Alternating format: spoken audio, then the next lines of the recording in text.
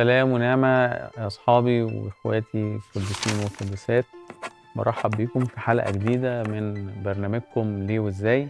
في أحد الأيام حاضر في قداس من القداسات، وبعدين كان القداس ده معمول لأسرة البركة. أسرة البركة دي أسرة جميلة خالص موجودة عندنا للناس اللي هم بيكونوا عندهم قدرات خاصة.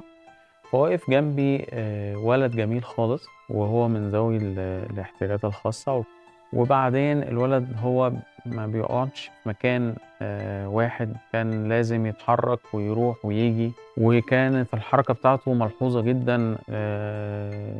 طبعا أبونا في الكنيسة هو بيصلي القداس بيتحرك بالشورية، فخايف لحسن الولد يتلسع، لأن الولد كان بيقرب من أبونا. فأبونا بمنتهى المحبة راح مطبطب عليه كده، وقف الدورة طبطب عليه كده وقال له: حبيبي تروح تقف مع الخادم اللي هناك ده. وكنت أنا الخادم اللي هناك اللي هو واقف هناك ده، فأخدته ووقفنا سوا، وحاولت إن أنا أهديه إن هو: حبيبي اقعد، إحنا يعني في الكنيسة ومحتاجين إن إحنا نقعد. وعمال أفكر ما بيني وما بين نفسي، يعني هو فاهم هو بيعمل إيه، والّا عارف القداس ده بنصلي إزاي؟ ودماغي عمالة تجيبني وتوديني. وبعدين لقيته بيتحرك تاني، فقُلت تاني بقى إحنا وبعدين. فقال لي: أنا عايز أشوف أبونا. قُلت له: يا حبيبي أبونا جوّه في المسبح بيصلي. قال لي: أيوه، ما أنا عايزه أشوفه عشان خاطر أقول له يصلي لي، عشان خاطر أخف. فبصيت له كده، يعني اتأثّرت جدًا، جدًا بالكلمة البسيطة اللي هو قالها. هو قال: أنا نِفْسي ربنا يشفيني. أنا بصيت له وقُلت له: يا حبيبي أنا مش عارف هو مين فينا اللي عيان، هو أنت اللي عيان والّا أنا اللي عيان؟ لإن تفكيري كان مش جايبني خالص الكلام ده. هو بيفكّر بمنتهى المحبة وبيفكّر في ربنا أكتر منّي، وبيفكّر في قوة الصلاة وفاعلية الصلاة بشكل قوي جدًا، جدًا. فخلّاني الصراحة اتكسفت كده من نَفْسي وقُلت: الظاهر إن أنا محتاج إن أنا أركّز أكتر من إن أنا واقف بس في القداس كده وعمّال فكري يودّي بعيد هناك هنا وهناك. لأ، أنا محتاج إن أنا أفكّر في القداس أكتر وأكتر يعني. وكان كإنها جات حاجة كده اتعلّمت منها، إن طول ما أنا واقف في القداس باصص على المسبح وباصص على المسيح اللي موجود على المسبح، ما بافكّرش في أي حاجة خالص غير المسيح اللي موجود على المسبح والسما اللي إحنا موجودين فيها. لإن في حقيقة الأمر الحضور في القداس كإنّك حاضر في السما. ما نسيتش طبعًا أخونا الجميل ده وتفكيره، رغم إن هو بسيط لكنه الصراحة عميق جدًا، جدًا، جدًا. يعني يكاد يصل لمُعلِّمين من مُعلِّمي الآباء بتوع الكنيسة يعني. حاجة قوية وجميلة جدًا أنا استفدت منها. سؤال حلقة النهارده بيقول: هو ليه ربنا خلقنا ولد وبنت؟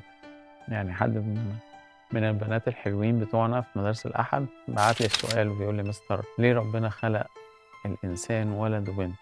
ليه مش ولاد بس أو ليه مش بنات بس يعني؟ ليه خلقنا ولد وبنت؟ بُصّوا يا حبايبي، يعني عايز أقول لكم إن الإنسان بدوره هو اجتماعي، يعني يحب يبقى موجود ناس حواليه. خلّينا نبُص كده في بداية الخليقة، لمّا أبونا آدم ربنا خلقه، كان موجود في الجنة صحيح، وكان حواليه كل حاجة جميلة يعني ربنا كان مهيّئها وخالقها للإنسان. بس بَص كده لقى الأسد ليه مرات الأسد موجودة، الغوريلا، الزرافة ليها برضه مراته موجودة، الكلب والقطة والعصفورة، حتى العصفورة. وهو بَص لقى نَفْسه إن هو إيه، لوحده، ما فيش حد معاه يعني. فربنا بَص كده وقال إيه: ليس حسنًا أن يكون آدم لوحده يعني. فراح قال إيه: ن ن ن نجيب له مُعين نظير. وراح عامل له ثبات كده ونيّم آدم، وراح واخد من الضلع بتاعه، وراح جايب حاجة جميلة خالص هي أمنا حواء. وقال لهم حاجة جميلة جدًا، جدًا. قال لهم: اثمروا واكسروا الأرض. هو بس الفكرة في كده؟ لأ، ده كان عايز يوصّل للإنسان قد إيه هو بيحبه. بيقرّب الفكرة ديّة بإن حبايبي بابا وماما لمّا بيحبوا بعض أوي، أوي، من كتر محبتكم أنتم ثمرة المحبة دي. أنتم ثمرة محبة بابا وماما لبعض. وربنا عايز يوصّل قد إيه هو بيحبنا. عشان كده أشرك الإنسان في حاجة جميلة أوي، هي فكرة إن يتوجد إنسان ويتوجد بني آدم جديد على الأرض.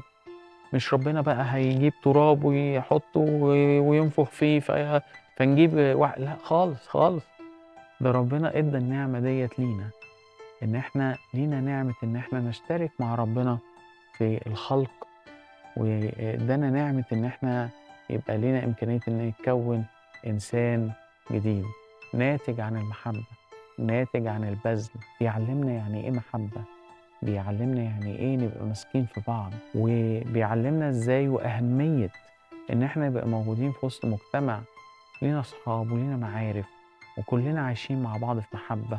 سامحوني معلش ما تزعلوش مني، المجموعات اللي هي بتبقى موجودة في مدارس الأحد والّا المدرسة هي مجموعة قافلة على بعضها ومش عايزين حد تاني صاحبنا. لو بنوتة جديدة جات عشان خاطر تبقى موجودة وتحاول تخش جوّه الشلة الحلوة الجميلة دي، شايفاها حلوة خالص عايزة تشترك، لا، لا، لا، لأ، إحنا لوحدينا، إحنا كده مبسوطين. لكن باشوف بنات تانية و وقديسات تانية جُمال جدًا، جدًا لمّا يشوفوا بنوتة يروحوا لها يقولوا لها تعالي خليكِ معانا ونشترك مع بعض، منتهى المحبة. أشوف ولاد برضه نفس الكلام، في أي حد بعيد ولوحده يقولوا له لأ تعالَ وخليك معانا ويضموه كده ليهم، وهي دي الشركة وهي دي حياة الكنيسة، هي حياة الشركة إن إحنا نبقى كلنا موجودين مع بعض، ودي اتعلمناها من قديس عظيم زي القديس الأنبا بخوميوس اللي أسس حياة الشركة لمّا جه بعد الأنبا أنطونيوس.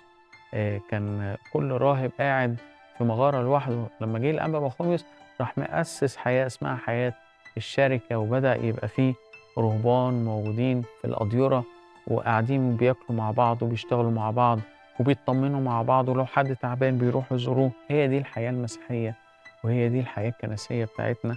وعشان كده عايزكم تحفظوا الآية الجميلة ديّة اللي بتقول اثمروا واكثروا واملأوا الأرض، ودي موجودة في سفر التكوين إصحاح 1 آية 28.